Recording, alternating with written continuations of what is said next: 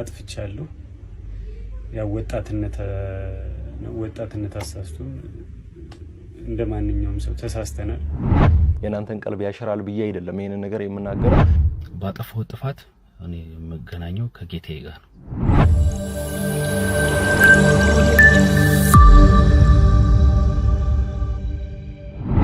السلام عليكم ورحمة الله وبركاته ودنا يتكبراتشو የቻናላችን ቤተሰቦች ዛሬም በአላህ Subhanahu Wa Ta'ala ፍቃድ በአዲስ ቪዲዮ መጥቻለሁ። የዛሬው እጅግ ወሳኝ ነው። ከናንተ ካያችሁ በኋላ በእርግጠኝነት ሁላችሁም ሼር ማድረግ አለባችሁ። ምክንያቱም ለነዚህ ዛሬ እዚህ ቪዲዮ ላይ የምጠቅሳቸው ሰዎች ይሄ ቪዲዮ መድረስ ስላለበት ማለት ነው።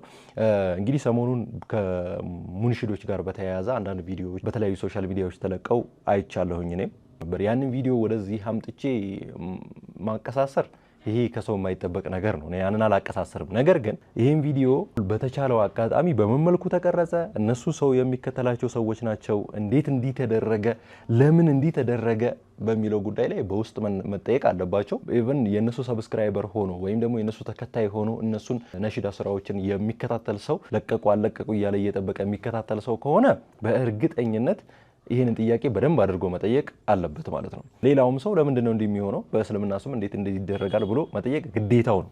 በውስጥ እነሱ እንዲያስተካክሉ መምከርም የመካሪ ወገን ግዴታ ነው። እነዚህ ነገራቶች እንዳሉ ሆነው አሁን ላይ ቢያንስ የሁለቱ ይቅርታ ደርሶኛል። ይቅርታ ቪዲዮ ማለት ነው። በዛ ይቅርታ ቪዲዮ ላይ ተንተርሼ ዛሬ የሆነ ለነሱ ልታስተላልፉት ወይም ደግሞ እናንተም አይታችሁ ግዴታ ለነሱ ማድረስ ያለባችሁ ሐሳብ ነው ዛሬ በዚህ ቪዲዮ ሼር ማደርጋችሁ። ግን ወደ ሐሳቡ ከመግባቴ በፊት የሁለቱን ሰዎች ይቅርታ ሰምተን እንምጣ። የመጀመሪያውን ቪዲዮ ላሳያችሁ። አሰላሙ አለይኩም ወራህመቱላሂ ወበረካቱ። ውድ ቤተሰቦች እንዴት ናችሁ? ሰሞኑን በተለቀቀው ቪዲዮ ጉዳይ ቀልባቸው የተሰበረ በአጠቃላይ ያው በዚህ ባጭር ይቅርታ የማንም ቀልብ እንትን ይላል ይጠገናል ብዬ ሳይሆን በቃ ግዴታ ይቅርታ ማለት ስላለብኝ ብቻ እንደራሴ ከባድ ጥፋት አጥፍቻለሁ። ያው ወጣትነት አሳስቶን እንደማንኛውም ሰው ተሳስተናል። ያው እኛ ላይ የጎላው ደግሞ እኛ እንደ አንድ ማዲህ እንደ ነብዩን ሰለላሁ ዐለይሂ ወሰለም እንደሚወድ ሰው ማጥፋት ባልነበረብን መንገድ አጥፍተናል። የብዙ ሰው ቀልብም ሰብረናል። እኔ እንደራሴ ለአላህ እንግዲህ እንደተመለከታችሁት ኢብራሂም የጠየቀው ይቅርታ መልእክት ላይ ወሳኝ ልናስተውላት የምትገባ አንድ ነገር አለች። ያችን ነገር ሳናደንቅለት አናልፍም። ይችን ንግግር መናገሩ ማለት ነው። ምን የሚል ንግግር ነው የተናገረው? ካጠፋው ጥፋት አንፃር ይሄ ይቅርታ ይመልሰዋል ወይ ደግሞ የናንተን ቀልብ ያሸራል ብዬ አይደለም ይሄን ነገር የምናገረው። ነገር ግን ግዴታ ይቅርታ ማለት ስላለብኝ በይቅርታ ቪዲዮ መጥቻለሁኝ ብሏል። ሁለተኛውን የይቅርታ መልእክት እንስማና በመጨረሻ ለነሱ ልታደርሱልኝ የምፈልጋትን አንድ ንግግር ተናግሬ ዛሬ ቪዲዮ የሚጨርስ ይሆናል። እንስማው። አሰላሙ አለይኩም ወራህመቱላሂ ወበረካቱ። እንዴት ናችሁ ወዳጆቼ? አማን ሁሉ ሰላም። ሰሞኑን በተፈጠረው ጉዳይ ትንሽ ነገር ለማለት ብዬ ነውና በመጀመሪያ ደረጃ ያ ነገር የተፈጠረው በጣም የቆየ ቪዲዮ ነው እና ጓደኛችን ሲያገባ ድንገት የተቀረጸ ቪዲዮ ነውና ለእንደዚህ እንትን ታስቦ ምናምን አይደለም። ይሄን ቪዲዮ እንደዚህ ፖስት ያደረገውም ቅርባችን ምናቆፍ ሰው ነው እንደዚህ ያደረገውና ብቻ ለሱም አላህ ጀዛውን ይክፈለው። ግን ብዙ የታዘብኩት ነገር አለ ማለት በውስጥም በጣም አክብራችሁ በትህትና ይሄ ነገር እንደዚህ ብላችሁ አወራችሁ ሰዎች አላችሁ። አላህ አክብርልኝ፣ ከልብ አመሰግናለሁ። እጅግ በጣም ደግሞ አጸያፊ ነገሮችንም የተናገረም ሰው አለ። በመጀመሪያ ደረጃ ማንንም ጀጅ ሊያደርግ አይችልም ከወንጀል የጸዳ ሰው ስለሌለ።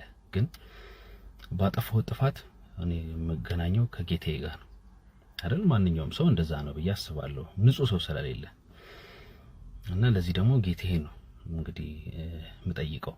ከዛ በተጨማሪ ግን እጅግ በጣም አክብራችሁ በትህትና ላናገራችሁን ሰዎች እንደዚህ መፈጠር አልነበረበትም። ሀቅ ነው፣ ይሄ መፈጠር አልነበረበትም። ለእናንተ ደግሞ አፍታን እጠይቃለሁ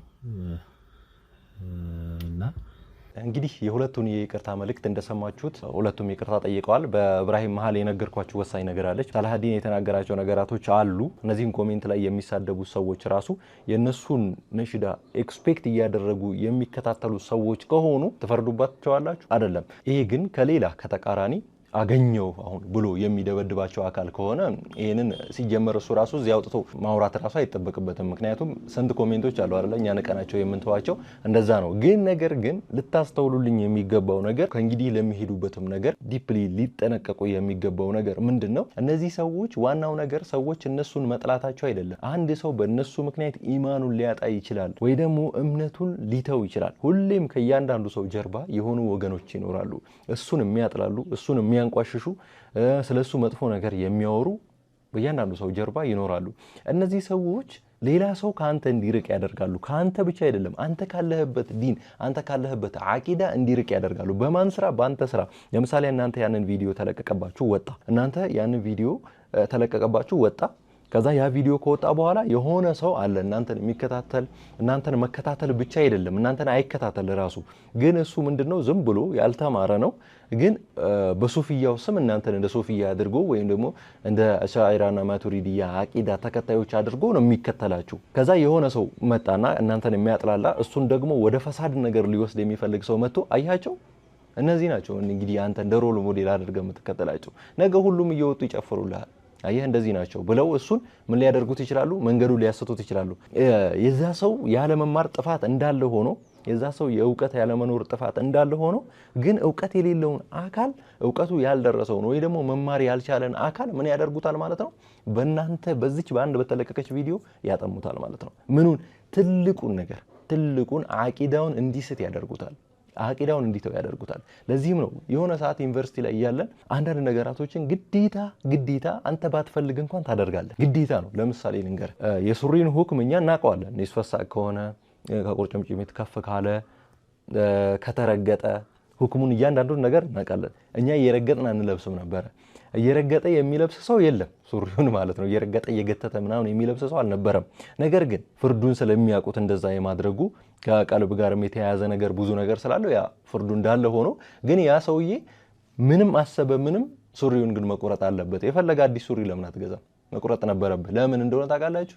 ከጎን በጣም ብዙ ሰዎች ስለነበሩ እነዛ ሰዎች ምን ስለሚያደርጉ ሰው ስለሚያርቁበት በዛ ነገር ምን ይሉ ነበረ? ሱሪውን አየህ፣ ሱሪውን እየገተተ ነው የሚሄደው። የነብዩ ሱና ግን ሱሪ ያለ እንትን ማድረግ ነው። ሁክሙ እኮ የተማረ ሰው ነው የሚያውቀው። ያልተማረውን ሰው ምን ያደርጉታል ማለት ነው? ወደ አንተ ጣታቸውን በመጠቆም ይኸው ይሄ ነው አሁን ሱፊይ ነኝ የሚለው። አያቸው፣ እነዚህ ናቸው ሱሪያቸውን እየገተቱ ግን የነብዩ ሱና ተከታይ ነን ይላሉ። አያቸው አይደል? እንደዚህ እያሉ ሰው እንኳን ያርቁብን ነበር። የት እያለን? ዩኒቨርሲቲ እያለን ማለት ነው። ስለዚህ እናንተ ለዛም ሲባል ሱሪ ገዛህ አይደል? የጀማዓው አባል ከሆንክ ሱሪ ገዛህ አይደል? ሱሪህን ግዴታ ሳትወድ በግድ ትቆርጣለህ። ሌሎች ነገራቶች እንዳሉ ሆኖ ለምሳሌ ነው ይሄን የሱሪ ጉዳይ ያነሳውላችሁ ማለት ነው። እነዚህን ሰዎች የሚከተሏቸው ሰዎች እስካሉ ድረስ ሰው እነሱን አሳይቶ ሌላን ያልተማረን ሰው ያጠምባቸዋል። እነዚህ የሆኑ ሸይጣን የሆኑ ሰዎች አሉ አይደል? የሰው ሸይጣን የሆኑ ሰዎች አሉ ማለትም ሰው ሆነው ግን ሰውን ለማጥመም እንደዚህ ያሰብስበው የቆሙ ሰዎች አሉ። እነዛ ሰዎች በአንተ ሰውን አቂዳውን ያስቱታል። ሰው እኮ ዱዓ የሚያደርገው ምን ብሎ ነው ዱዓ የሚያደርገው? እኔን ሰበብ አድርገኝ። አንድ ሰው እምነቱን ይዞ እንዲሞት ወይም ደግሞ ሙስሊም ሊሆን ዘንድ እኔን ሰበብ አድርገኝ ብሎ በጣም ብዙ ሰው ዱዓ ያደርጋል። እኔን ሰበብ አድርገኝ እያለ በጣም ብዙ ሰው ዱዓ ያደርጋል። አይታችሁ ከሆነ ተላላቆች ራሱ ሰበብ የሆኑ ዘንድ በጣም ዱዓ ያደርጋሉ። አንድ ሰው ለመስለሙ ሰበብ ከሆንክ ያለውም ምንዳ ታውቀዋለህ። አንድ ሰው እምነቱን እንዲይዝ ሰበብ ከሆንክ ያለውም ምንዳ ሁላችንም እናውቀዋለን።